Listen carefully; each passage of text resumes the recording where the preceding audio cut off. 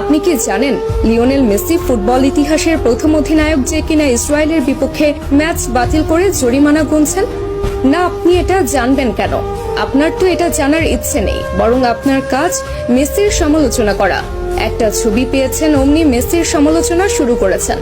কারণে অকারণে মেসির পেছনে আপনি অকারণে পুরো ক্যারিয়ার জুড়ে লেগেছিলেন। তাহলে শুনুন, মেসি ফিলিস্তিনের মানুষের প্রতি কতটা মানবিকতা দেখিয়েছিলেন। সাল 2018 রাশিয়া বিশ্বকাপের আগে আর্জেন্টিনা মাঠে নামবে ইসরায়েলের বিপক্ষে। সবকিছু ঠিকঠাক। ঠিক সেই মুহূর্তে ফিলিস্তিনের তরফ থেকে জানানো হলো এই ম্যাচটা যেন আর্জেন্টিনা বাতিল করে।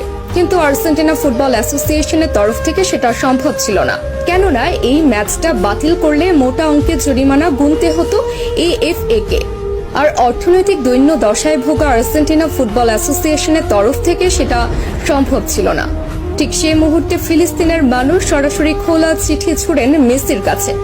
আর্জেন্টাইন অধিনায়ককে অনুরোধ জানানো হয় ম্যাচটা যেন বাতিল করে, এবং মেসি তাদের অনুরোধে সাড়া দিয়ে ম্যাচ বাতিল করেন এবং নিজ পকেট থেকে জরিমানা পরিশোধ করেন আর্জেন্টাইন ক্যাপ্টেন। সঙ্গে সঙ্গে ইতিহাসের প্রথম ক্যাপ্টেন হিসেবে ম্যাচ বাতিল করে জরিমানার টাকা পরিশোধ করে অনন্য দৃষ্টান্ত রাখেন লিও।